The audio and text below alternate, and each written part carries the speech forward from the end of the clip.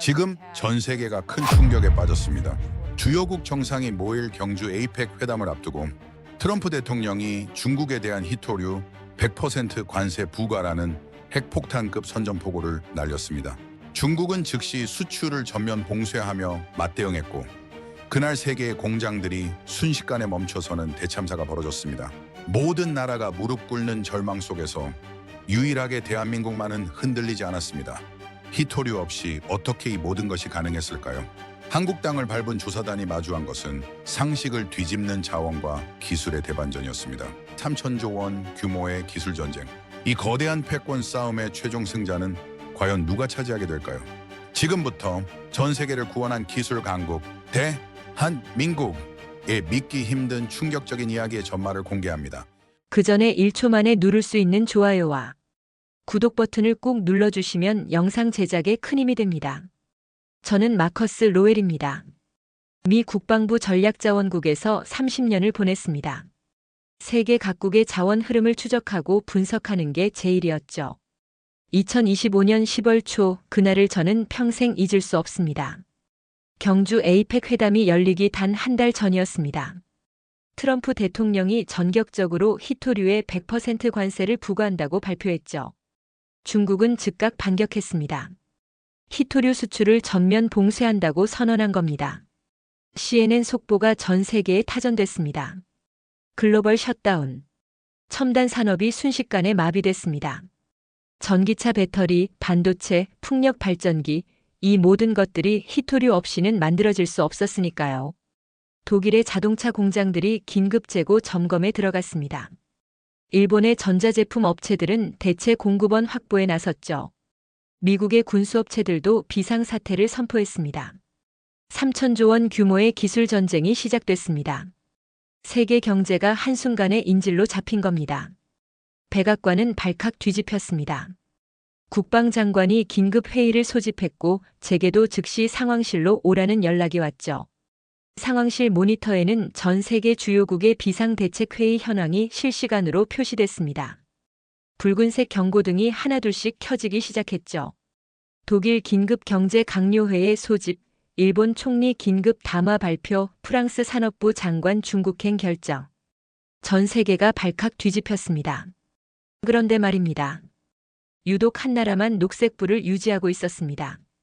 대한민국이었습니다. 이게 무슨 상황입니까? 국방장관이 소리쳤습니다.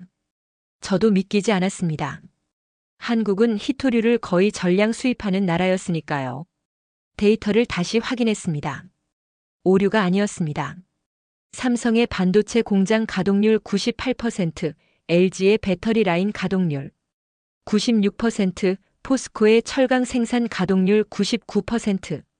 전 세계가 무릎 꿇는 순간에도 한국만은 태어났습니다. 도대체 어떻게 된 겁니까? 누군가 물었습니다.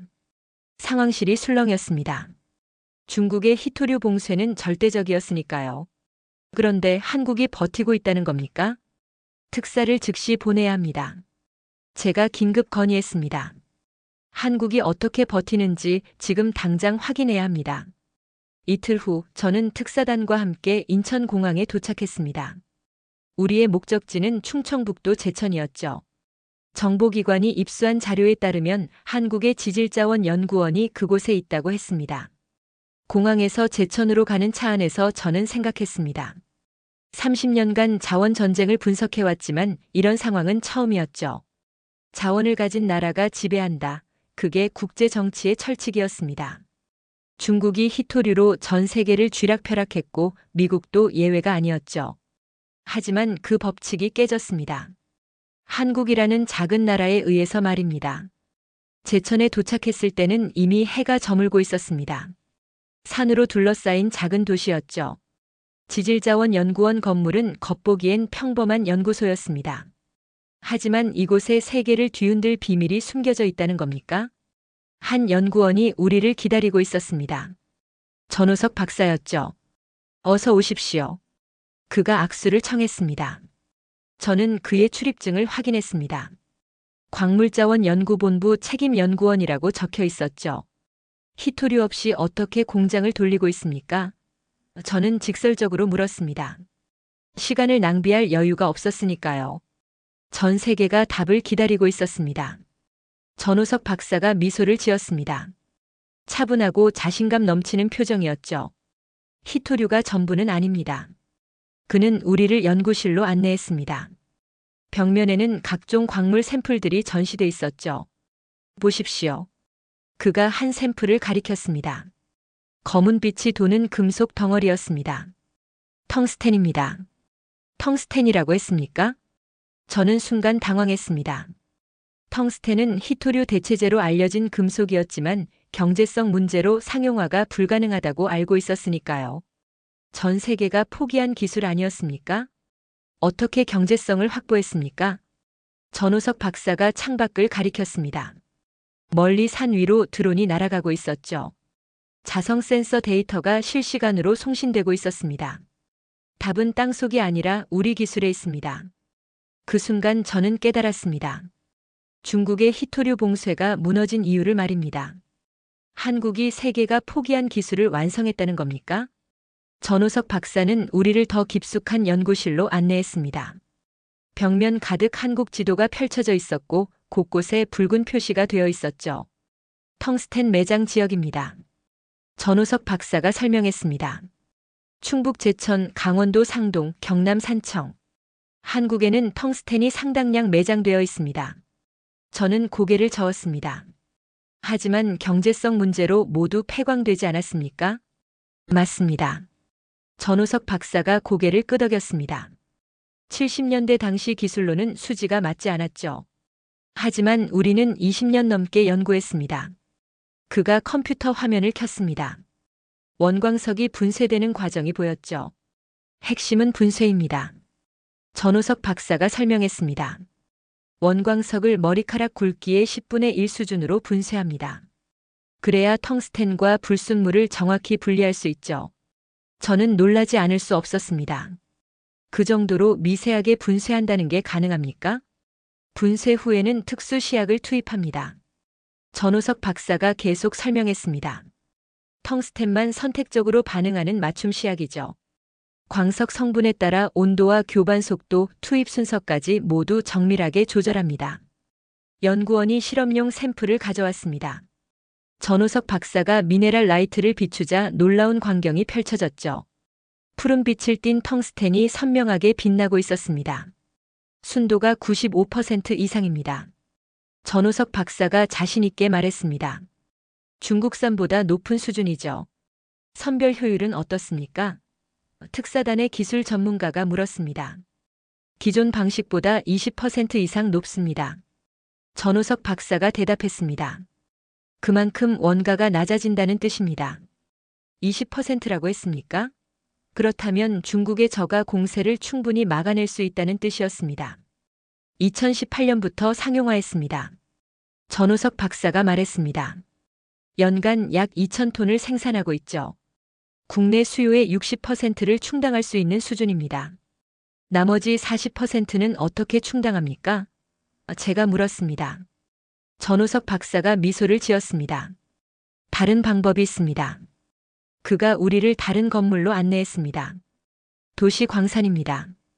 입구로 들어서자 폐배터리와 전자제품들이 산더미처럼 쌓여 있었습니다. 작업장에서는 폐배터리가 해체되고 있었죠. 정밀한 기계가 배터리를 분해하고 내부의 금속을 분리해내고 있었습니다. 재활용률이 90% 이상입니다. 전우석 박사가 말했습니다. 리튬, 코발트, 금, 그리고 텅스텐까지 추출합니다. 이 기술도 우리가 독자 개발했죠. 저는 이제야 이해가 됐습니다. 한국이 어떻게 히토류 봉쇄를 버텨낸 건지 말입니다. 왜 이 기술을 세계에 공개하지 않았습니까? 제가 물었습니다. 전우석 박사가 조용히 대답했습니다. 때를 기다렸습니다. 한 달 후 경주 에이펙 회담에서 우리의 기술을 전 세계에 공개할 예정입니다. 중국의 히토류 독점이 더 이상 무기가 될 수 없다는 것을 증명하기 위해서 말입니다. 저는 전율을 느꼈습니다. 한국이 단순히 기술을 개발한 게 아니었습니다. 전략적으로 타이밍을 노린 겁니다. 하지만 텅스텐만으로는 부족하지 않습니까? 특사단의 기술 전문가가 물었습니다. 전우석 박사가 다시 미소를 지었습니다. 그래서 우리는 다음 단계를 준비하고 있습니다. 다음 단계라고 했습니까? 제가 물었습니다. 바나듐입니다. 전우석 박사가 조용히 말했습니다. 바나듐이라고 했습니까? 바나듐이 뭡니까? 특사단의 한 명이 물었습니다. 전우석 박사가 다시 연구실로 우리를 안내했습니다. 벽면에는 또 다른 광물 샘플들이 전시돼 있었죠. 미래 산업의 핵심 광물입니다. 전우석 박사가 설명을 시작했습니다. 대용량 에너지 저장 장치와 고강도 철강의 필수적인 소재입니다. 그가 한 샘플을 들어 올렸습니다. 은회색 빛을 띤 금속이었죠. 바나듐 배터리는 리튬 배터리보다 수명이 훨씬 깁니다. 전우석 박사가 말했습니다. 20년 이상 사용할 수 있죠. 게다가 화재 위험도 없습니다. 저는 귀가 번쩍 뜨였습니다. 20년이라고 했습니까? 풍력 발전소나 태양광 발전소에서 생산한 전기를 저장하는 데 최적입니다. 전우석 박사가 설명을 이어갔습니다. 재생에너지 시대의 필수 기술이죠. 화면에 거대한 바나듐 배터리 시설이 나타났습니다. 컨테이너만 한 크기의 배터리들이 줄지어 서 있었죠. 유럽과 미국이 지금 바나듐 확보에 혈안이 되어 있습니다.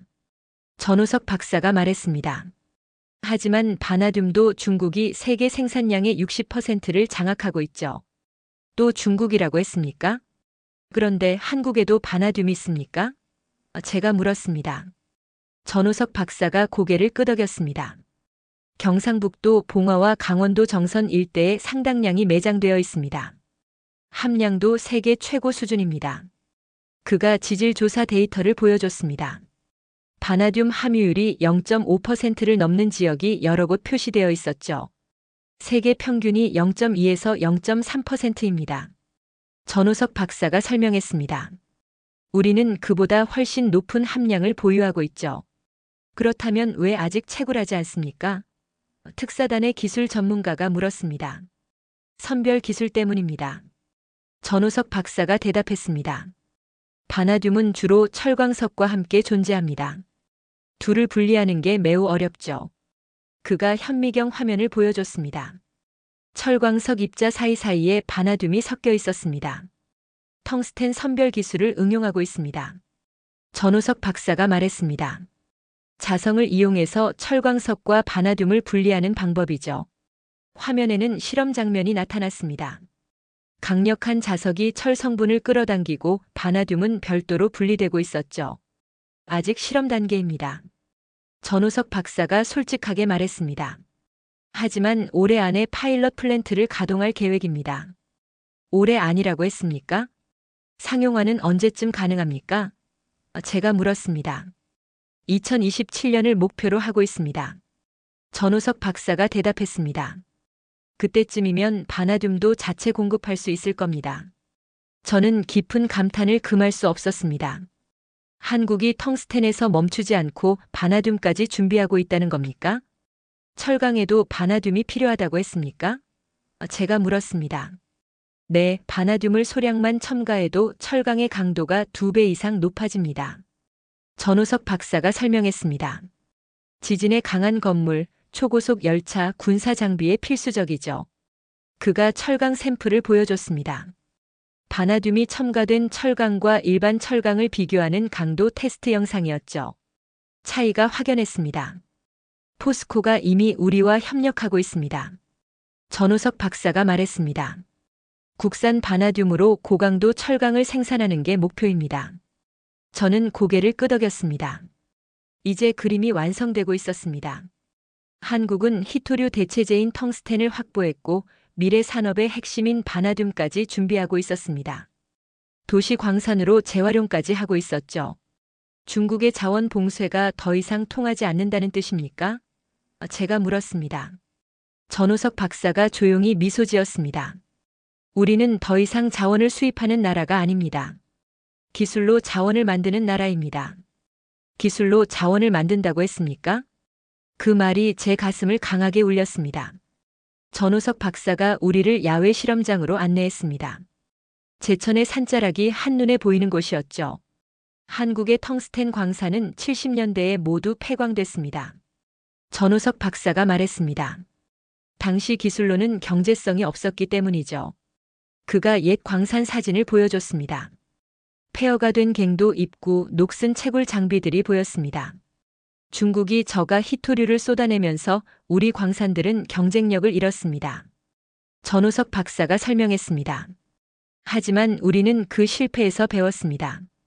그가 손가락으로 산을 가리켰습니다. 저 산 아래 여전히 텅스텐이 잠들어 있습니다. 문제는 어떻게 경제적으로 캐내느냐였죠. 연구원이 원광석 샘플을 가져왔습니다. 검은색과 회색이 뒤섞인 돌덩어리였죠. 이 안에 텅스텐이 섞여 있습니다. 전우석 박사가 말했습니다. 하지만 불순물과 뒤엉켜 있어서 분리가 매우 어렵습니다. 그가 분쇄 장비 앞으로 우리를 안내했습니다. 거대한 원통형 기계가 돌아가고 있었죠. 핵심은 입자 크기입니다. 전우석 박사가 설명했습니다. 너무 크면 분리가 안 되고 너무 작으면 오히려 손실이 큽니다. 최적의 굵기를 찾는 게 관건이었죠. 화면에 현미경 이미지가 나타났습니다. 머리카락보다 훨씬 가는 광물 입자들이 보였습니다. 2000번이 넘는 실험 끝에 찾아냈습니다. 전우석 박사가 말했습니다. 0.02mm 바로 이 크기였습니다. 0.02mm라고 했습니까? 그건 사람 눈으로는 거의 보이지 않는 크기였습니다. 분쇄 후에는 부유 선별 과정을 거칩니다. 전우석 박사가 다음 장비를 보여줬습니다. 여기서 맞춤 시약이 투입되죠. 거대한 수조에서 거품이 일고 있었습니다. 그 거품 위로 텅스텐 입자들이 떠올랐죠. 시약의 배합이 핵심입니다. 전우석 박사가 설명했습니다. 광석마다 성분이 다르기 때문에 각각에 맞는 처방을 개발해야 했습니다. 얼마나 많은 처방을 개발했습니까? 제가 물었습니다. 300가지가 넘습니다. 전우석 박사가 대답했습니다. 온도, pH, 교반 속도, 시약 투입 순서까지 모두 달라집니다. 300가지라고 했습니까? 그건 엄청난 집념이었습니다. 여기서 끝이 아닙니다. 전우석 박사가 말을 이었습니다. 선별된 텅스텐을 다시 한번 정제해야 합니다. 마지막 공정실로 들어갔습니다. 정제된 텅스텐 분말이 용기에 담겨 있었죠. 연구원이 미네랄 라이트를 비추자 푸른빛이 선명하게 빛났습니다. 순도가 매우 높다는 증거였죠. 이 기술로 선별 효율을 20% 이상 높였습니다. 전우석 박사가 자랑스럽게 말했습니다. 70년대에는 불가능했던 일입니다. 원가는 어떻습니까? 특사단의 경제 전문가가 물었습니다. 중국산보다 1.5배 높습니다. 전우석 박사가 솔직하게 대답했습니다. 하지만 품질이 훨씬 좋고 안정적으로 공급할 수 있죠. 1.5배라고 했습니까? 그 정도면 충분히 경쟁력이 있었습니다. 2018년 상용화 이후 매년 생산량이 늘고 있습니다. 전우석 박사가 말했습니다. 올해는 2,500톤을 목표로 하고 있죠. 저는 감탄을 금할 수 없었습니다. 한국이 경제성 없다고 포기했던 광산을 기술로 되살린 겁니까? 이 기술이 중국의 저가 공세를 막아낸 겁니까? 제가 물었습니다. 전우석 박사가 고개를 끄덕였습니다. 네, 우리는 더 이상 중국 눈치를 보지 않습니다. 다음 장을 이어서 작성하시겠습니까? 전우석 박사가 우리를 공장 건물로 안내했습니다. 입구에 도시광산 재활용센터라는 간판이 붙어 있었죠. 히토류 봉쇄를 버틴 또 하나의 비밀입니다. 전우석 박사가 말했습니다. 문을 열자 놀라운 광경이 펼쳐졌습니다. 폐배터리, 고장난 스마트폰, 버려진 노트북들이 산처럼 쌓여 있었습니다. 한국은 매년 수십만 톤의 전자제품을 버립니다. 전우석 박사가 설명했습니다. 이 안에 엄청난 양의 희귀 금속이 들어있죠. 그가 폐배터리 하나를 들어 올렸습니다. 전기차 배터리 한 개에는 리튬, 코발트, 니켈이 수십 킬로그램씩 들어있습니다. 작업장으로 들어갔습니다. 로봇팔이 배터리를 정밀하게 분해하고 있었죠. 자동화 시스템입니다. 전우석 박사가 말했습니다. 사람이 직접 하면 위험하고 비효율적이니까요. 분해된 배터리 부품들이 컨베이어 벨트를 따라 이동했습니다. 각 금속별로 자동 분류되고 있었죠. 리튬은 여기, 코발트는 저기, 니켈은 저쪽으로 갑니다. 전우석 박사가 설명했습니다. 다음 공정실에서는 화학적 처리가 진행되고 있었습니다. 특수 용액에 담긴 금속들이 순수하게 추출되고 있었죠. 재활용률이 90%가 넘습니다. 전우석 박사가 자신있게 말했습니다. 세계 최고 수준입니다. 전시실로 이동했습니다. 유리 케이스 안에 재활용된 금속들이 전시돼 있었습니다. 리튬 결정체가 하얀 빛을 발하고 있었습니다. 코발트 분말은 짙은 청색이었죠. 그리고 순금 덩어리도 있었습니다. 스마트폰 한 대에는 금이 0.03g 들어 있습니다. 전우석 박사가 설명했습니다. 작은 양이지만 수백만 대를 모으면 엄청난 양이 되죠. 연간 얼마나 회수합니까? 제가 물었습니다. 리튬 1000톤, 코발트 500톤, 금 3톤 정도입니다. 전우석 박사가 대답했습니다. 금만 3톤이라고 했습니까? 그건 수백억 원의 가치였습니다. 이 재활용 기술이 히토류 봉쇄를 막는데 얼마나 도움이 됐습니까? 특사단의 한 명이 물었습니다. 국내 수요의 30%를 충당했습니다. 전우석 박사가 대답했습니다. 신규 채굴과 합치면 완전히 자립 가능한 수준이죠. 저는 고개를 저었습니다. 놀라운 일이었습니다. 세계가 쓰레기라고 버린 것을 한국은 자원으로 만들었습니다. 제가 말했습니다. 전우석 박사가 미소 지었습니다. 땅을 파는 게 전부가 아닙니다. 버려진 것에서 가치를 찾는 것도 채굴이죠. 그가 창밖을 가리켰습니다. 저기 보이는 폐기물 더미가 바로 우리의 광산입니다. 도시 광산이라고 했습니까? 중국이 히토류를 봉쇄했을 때 세계는 당황했습니다. 전우석 박사가 말했습니다. 하지만 우리는 이미 준비하고 있었죠. 땅속이 아니라 도시 안에서 말입니다. 저는 전율을 느꼈습니다. 자원 빈국이라는 한계를 기술로 극복한 겁니까? 이 기술을 다른 나라에도 수출할 계획입니까? 제가 물었습니다. 물론입니다. 전우석 박사가 대답했습니다. 에이펙 회담에서 발표할 예정입니다. 다음 장을 이어서 작성하시겠습니까? 전우석 박사가 우리를 다시 본관 회의실로 안내했습니다. 대형 스크린에 바나듐 관련 자료가 펼쳐졌죠. 미래 산업의 심장입니다. 전우석 박사가 말했습니다. 화면에는 거대한 에너지 저장 시설이 나타났습니다. 컨테이너 크기의 배터리들이 줄지어 있었죠. 바나듐 레독스 흐름 배터리입니다. 전우석 박사가 설명했습니다. 리튬 배터리보다 수명이 20년 이상 길고 화재 위험도 없습니다. 20년이라고 했습니까? 재생에너지의 최대 문제는 저장입니다. 전우석 박사가 말을 이었습니다. 태양이 없는 밤에도 바람이 없는 날에도 전기를 공급해야 하니까요. 화면이 바뀌었습니다. 풍력 발전소와 태양광 패널이 보였고 그 옆에 바나듐 배터리가 설치되어 있었죠. 유럽연합이 2030년까지 재생에너지 비율을 50%로 높이겠다고 선언했습니다. 전우석 박사가 말했습니다. 그러려면 바나듐이 필수입니다. 현재 바나듐 생산은 어떻습니까? 제가 물었습니다. 중국이 세계 생산량의 60%를 장악하고 있습니다. 전우석 박사가 대답했습니다. 히토류와 똑같은 상황이죠. 또 중국이라고 했습니까? 하지만 한국도 바나듐이 있습니다. 전우석 박사가 자신있게 말했습니다. 경북 봉화와 강원 정선 일대에 상당량이 매장되어 있죠. 화면에 지질 조사 지도가 나타났습니다. 붉은색으로 표시된 지역이 여러 곳 보였습니다. 함량이 0.5%가 넘습니다. 전우석 박사가 설명했습니다. 세계 평균인 0.2에서 0.3%보다 훨씬 높은 수준이죠. 그렇다면 왜 아직 상용화하지 않았습니까? 특사단의 기술 전문가가 물었습니다. 선별 기술이 핵심입니다. 전우석 박사가 대답했습니다. 바나듐은 철광석과 함께 존재합니다. 둘을 분리하는 게 매우 어렵죠. 화면에 실험 장면이 나타났습니다. 자성을 이용해 철 성분을 제거하고 바나듐을 추출하는 과정이었죠. 텅스텐 선별 기술을 응용하고 있습니다. 전우석 박사가 말했습니다.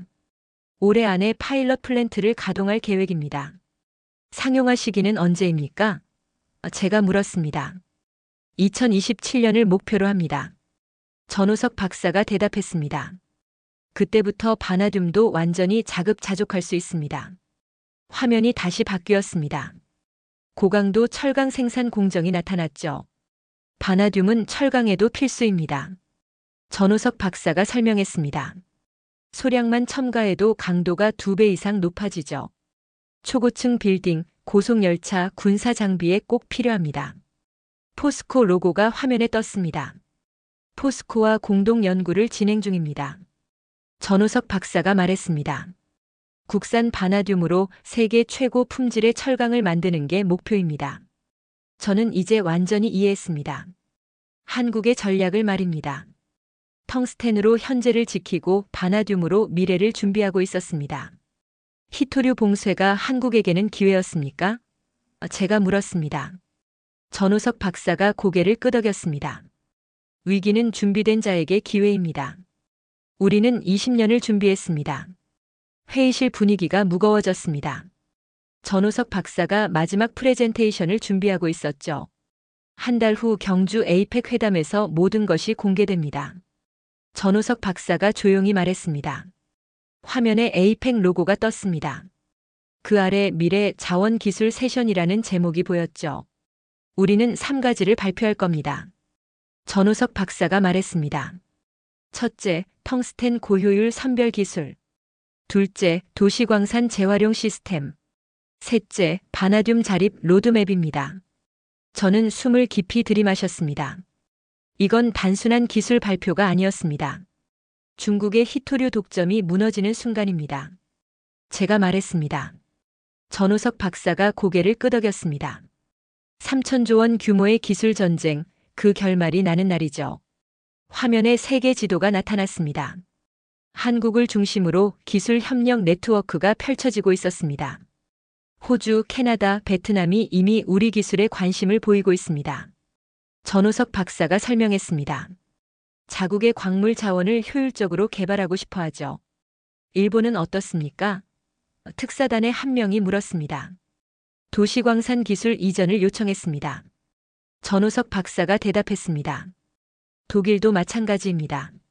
화면에 바나듐 배터리 시장 전망이 나타났습니다.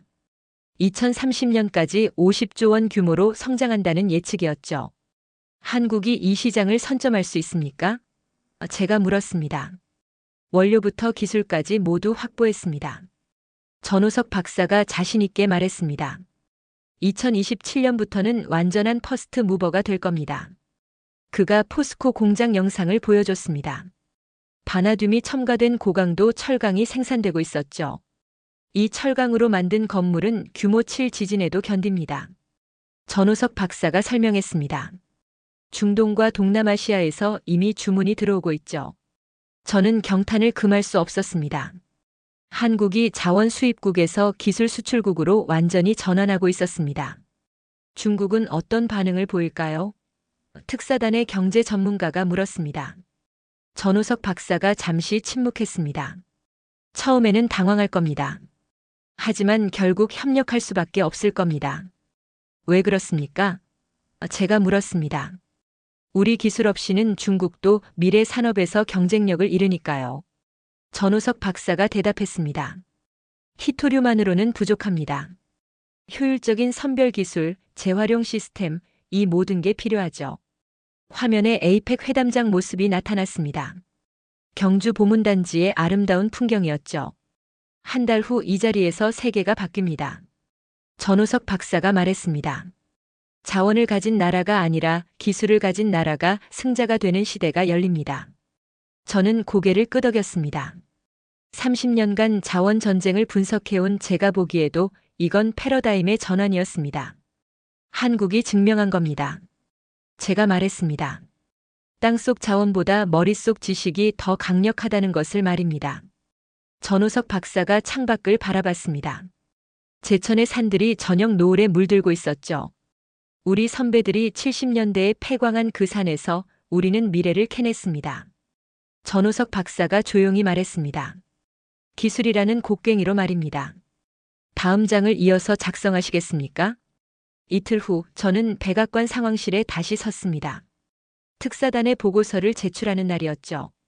국방장관과 경제안보보좌관, 에너지부 장관이 자리에 앉아 있었습니다. 보고하십시오. 국방장관이 말했습니다. 저는 심호흡을 했습니다. 한국이 히토류 봉쇄를 버틴 이유를 확인했습니다. 대형 스크린에 제천 연구소 사진이 떠올랐습니다. 텅스텐 고효율 선별 기술입니다. 제가 설명을 시작했습니다. 한국은 20년 넘게 이 기술을 개발했고 2018년부터 상용화했습니다. 경제성은 어떻습니까? 경제안 보보자관이 물었습니다. 선별 효율이 기존보다 20% 이상 높습니다. 제가 대답했습니다. 중국산과 충분히 경쟁할 수 있는 수준입니다. 다음 화면으로 넘어갔습니다. 도시광산 시설이 나타났죠. 재활용 기술도 세계 최고 수준입니다. 제가 말했습니다. 폐배터리와 전자제품에서 리튬, 코발트, 희귀 금속을 90% 이상 회수합니다. 그것만으로 충분합니까? 에너지부 장관이 물었습니다. 신규 채굴과 재활용을 합치면 국내 수요의 거의 100%를 충당합니다. 제가 대답했습니다. 한국은 더 이상 히토류 수입국이 아닙니다. 상황실이 술렁였습니다. 하지만 이게 전부가 아닙니다. 제가 말을 이었습니다. 한국은 바나듐 자립까지 준비하고 있습니다. 바나듐 관련 자료가 화면에 떴습니다. 2027년부터 바나듐도 자체 공급합니다. 제가 설명했습니다. 미래 에너지 저장 시장을 선점할 전략입니다. 국방장관이 팔짱을 꼈습니다. 한 달 후 에이펙 회담에서 발표한다고 했습니까? 네, 전 세계에 공개할 예정입니다. 제가 대답했습니다. 중국의 반응은 어떨 것 같습니까? 경제안 보보자관이 물었습니다. 저는 잠시 생각했습니다. 처음에는 당황할 겁니다. 하지만 결국 협력을 모색할 겁니다. 한국 기술 없이는 중국도 경쟁력을 잃으니까요. 국방장관이 고개를 끄덕였습니다. 우리는 어떻게 해야 합니까? 한국과 기술 협력을 강화해야 합니다. 제가 건의했습니다. 그들은 자원 패권 게임의 룰을 바꿨습니다. 우리도 변화해야 합니다. 회의가 끝나고 저는 혼자 상황실에 남았습니다. 창밖으로 워싱턴의 야경이 보였죠. 30년간 자원 전쟁을 분석하면서 저는 하나의 진리를 믿었습니다. 자원을 가진 나라가 지배한다고 말입니다. 하지만 한국이 그 진리를 뒤집었습니다. 땅속에서 캐내는 게 아니라 실험실에서 만들어냈습니다. 버려진 쓰레기를 자원으로 바꿨습니다. 세계가 포기한 광산을 기술로 되살렸습니다. 제 휴대폰에 메시지가 왔습니다. 전우석 박사였습니다. 로웰 분석관님, 한 달 후 경주에서 뵙겠습니다. 세계가 바뀌는 순간을 함께 보시죠. 저는 미소를 지었습니다. 3천조 원 규모의 기술 전쟁, 그 승자는 이미 결정됐습니다. 땅을 가진 나라가 아니라 지식을 가진 나라, 자원을 수입하던 나라가 아니라 기술을 수출하는 나라. 대한민국이었습니다. 제천의 작은 연구소에서 시작된 혁명이 세계를 바꾸고 있었습니다. 저는 30년간 자원을 추적했지만 가장 귀한 자원은 한국의 땅이 아니라 그들의 두뇌와 끈기에 있었습니다. 그들은 더 이상 자원을 캐지 않습니다. 그들은 미래를 정제합니다. 이상 행복한 감동 사연을 보다였습니다. 감사합니다.